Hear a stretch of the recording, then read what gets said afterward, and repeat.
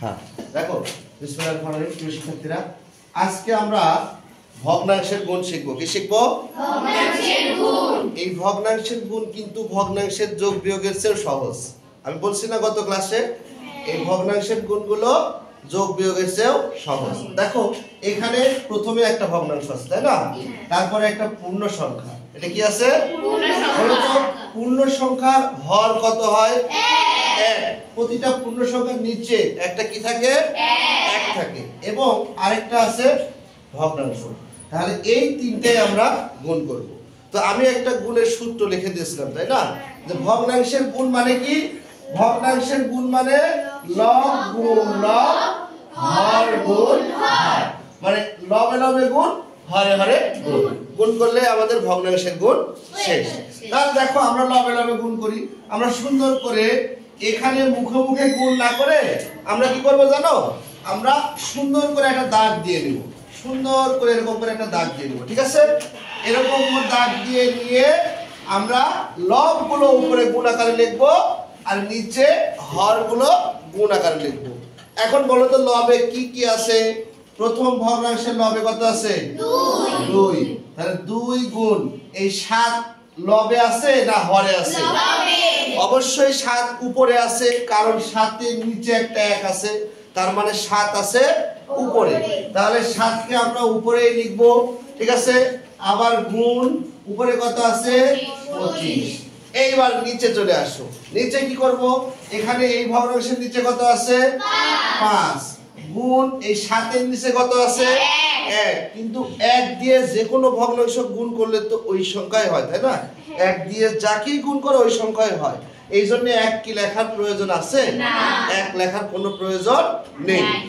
এরপরে আছে কত? গুণ 40, ঠিক আছে? এখন দেখো আমি একটা কথা বলেছিলাম যে ভগ্নাংশের লবগুলো উপরে গুণ আকারে লিখবো, নিচে হরগুলো গুণ আকারে লিখবো। লেখার পরে যদি উপরে এবং নিচে কাটাকাটি অর্থাৎ লঘিষ্ঠ আকার করা যায়, গুণ করার আগেই আমরা করে নেব। কারণ গুণ করার পরে সংখ্যাটা অনেক বড় হয়ে যাবে, তখন তুমি এই লঘিষ্ঠ আকার করতে গেলে অনেক কষ্ট হবে, তাই না? এখানেই যদি একটু উপরে নিচে বা পাশাপাশি আড়াআড়ি এরকম যদি কাটাকাটি করা যায়, তাহলে আমরা কি করব?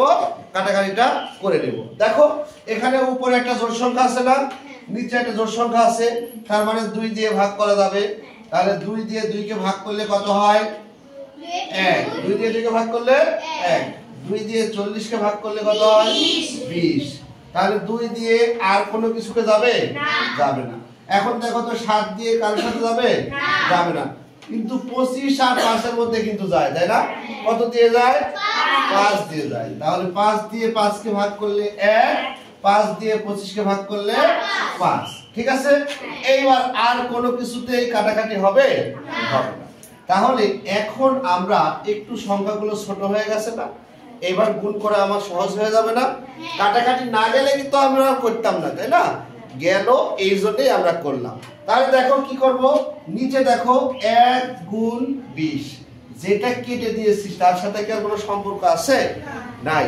যেটা কাটা হয়নি সেই সংখ্যাগুলো আমরা এখন গুণ করে গুণফলটা লিখে ফেলবো। লবের গুলা গুণ করে লবে লিখবো, হরের গুলা গুণ করে হরে লিখবো। তাহলে দেখো 1 গুণ 20 অর্থাৎ নিচে কত হবে? 20।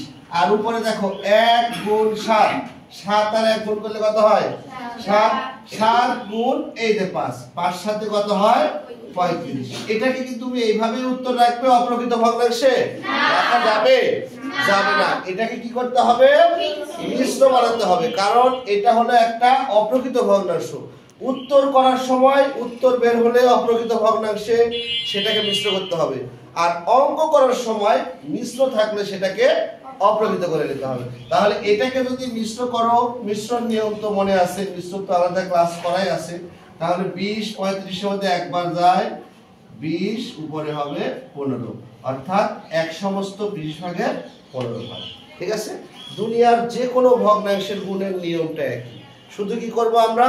আমরা সুন্দর করে নিচে একটা দাগ দিয়ে নিব, উপরে লবগুলো গুণ আকারে লিখবো, নিচের হরগুলো গুণ আকারে লিখবো। লিখে যদি কাটাকাটি যায় কাটাকাটি করে নিব, করে উপরের গুলো উপরে গুণ, নিচের গুলো নিচে গুণ। অঙ্ক শেষ। আশা করি তোমরা বুঝতে পারছো। ধন্যবাদ সবাইকে। দাও কেটে দাও।